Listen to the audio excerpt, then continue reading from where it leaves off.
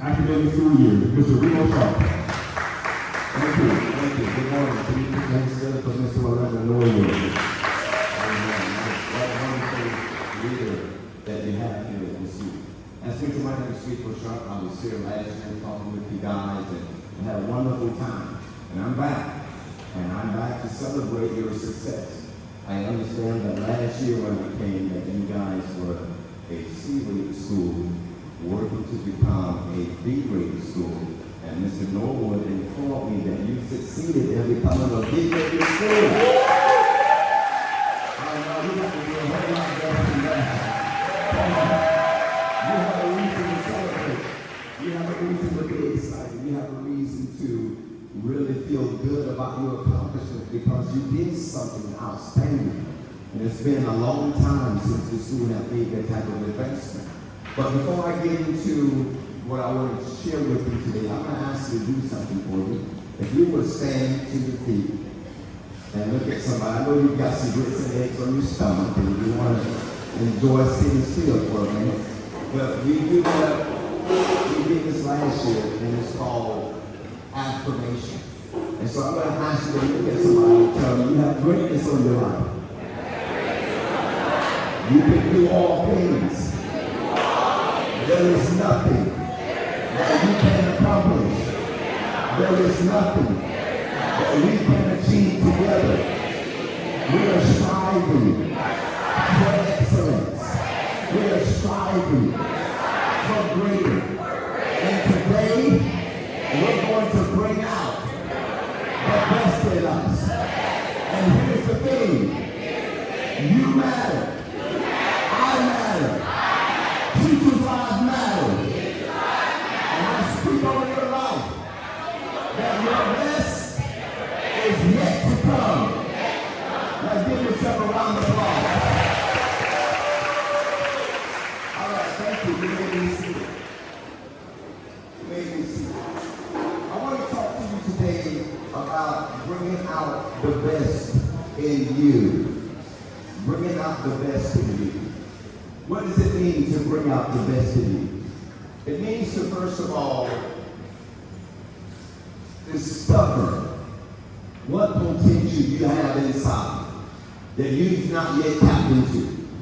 It means to take a deep, intimate, and personal look inside and to ask yourself this question. Am I giving my all? Am I doing my best? Am I operating at the peak and the capacity of my potential? Am I really allowing for my gifts and my talent to be extrapolated?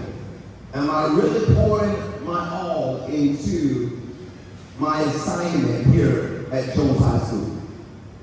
Or am I holding back some?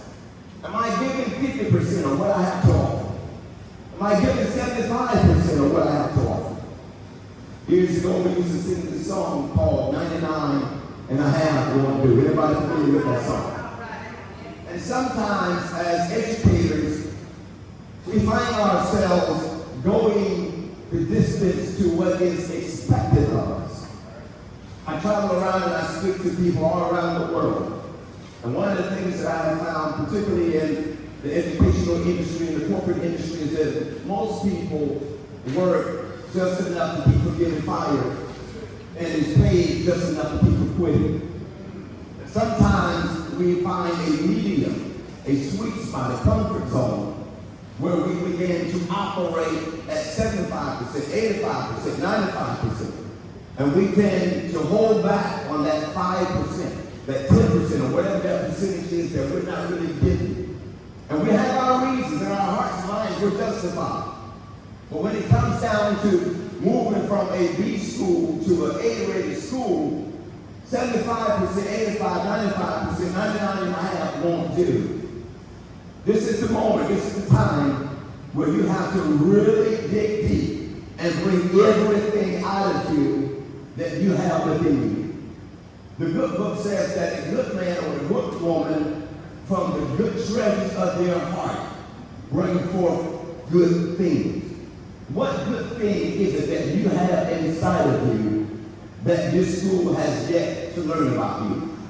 What is that potential? What is that talent? What is that gift displays that uniqueness, that creativity, that authenticity that you possess on the inside. That is your most intimate treasure, your most fulfilling treasure. What is that that you're holding back on that can make the difference between this school going from being a B-rated school to an A-rated school? And I say to you that bringing out the best in you is not something that happens in a comfort zone. It's not even something that happens at the snap of a finger. It's something that has to be intentional. It's something that has to be planned. You have to be diligent about it. It requires sacrifice. It requires for you to work hard. It requires for you to put in some overtime in your extrapolation. It requires for you to continue to look inside and learn more about you that perhaps you don't know about yourself. One of the traps or temptations that educators fall into, and I want you to hear me very clearly on this, is because we come to educate others, our focus and our spectrum sometimes moves from ourselves in terms of continual development. But in order for you to bring out the best in others, you have to continue to develop you. You have to continue to develop you personally. You have to continue to develop you professionally. And you have to continue to develop you interpersonally. And you have to focus on making sure that you continue to educate yourself, to empower yourself, to inspire yourself, to inform yourself, so that you can have more and more and more to give to those you are educating. There's going to be times where you're going to need to do something that requires you to improve you, that is not a part of your job requirement, that you're not going to get paid for. But if you invest in you and continue to support you and build you up, the more you put in you, the more you'll have to bring from within. Don't lose focus on why you're trying to educate others, that you're continuing to educate you. Because the more you have to give, the more you'll be able to give. If you continue to educate others and you see some educating you, eventually your student learn and you stop learning, and eventually you lose your momentum of being able to inspire others. You almost become irrelevant. When everyone else is learning and growing and being inspired, if you're still stuck in the same place you were 2 years ago, if you're still in the same place you were 3 years ago when you came to the school, then you're beginning to lose your momentum. And I want to inspire you today to continue to focus on building you up. Why? Because you matter. What you do, who you are, what you bring, what you teach, how you relate to others, you matter. And I understand that it gets tough sometimes. Because as teachers, you have to set aside a lot of what you desire to do personally for the purpose of making sure that you're effective in inspiring your students. Sometimes you have to come to work early. Sometimes you have to stay late. Sometimes you have to do parent-teachers conference. Sometimes you have to have the students stay after so you can speak with them. Sometimes you have to go home and put your children to the side and your marriage to the side and cooking and stuff like that to the side while you do homework just to try to keep up with what's going on at work. And I understand that you can get frustrated, you can get tired, you can get stressed, you can be under pressure. But I need you to know that you're making a sacrifice that is going to raise up a new generation of leaders. You're raising up the next governor, you're raising up and you're inspiring and you're educating the next president of the United States of America. And you'll be surprised just how much you can make a difference in the lives of others when you really go full force and give your all. What are we doing this year in the 25-26 school year? We're taking this school from a B-rated school to an A-rated school. And I want to ask you this question. Yes, go ahead. And I want to ask you this question. And I want you to answer it as you answer it genuinely and sincerely. Do you believe in you that you have what it takes to make this school an A-rated school? Do you believe in the person sitting next to you? Do you believe in your colleagues? Do you believe in the other teachers that they have what it takes to take this school to be an A-rated school? Do you believe that we can do it? If you believe that we can do it, say, yes, we can. Yes, we can. Will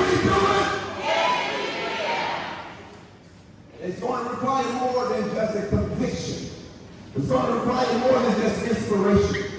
During those moments where you get frustrated, you feel like you've had enough and you can't take it anymore, I need you to dig a little deeper. And those moments where the student gets in your face and disrespects you, I need you to dig a little deeper. I need you to not allow for your vision to become blurry by the stress and the frustration of the job and the duty that you are sworn in to perform. I need you to always keep a clear mind about what it is that you're working on. What is your end goal? What is your objective? What are you trying to accomplish? Together, we achieve excellence. Together, we inspire nations. Together, we can raise our children. Together, we can make Jones High School and A-rated school. Together. I say to students, when I talk to students, and I ask them, what's your grade? What kind of grades are you making? And if they say, I'm making D's right now, I say, well, if you can make a D, you can make a C. You're just one step away.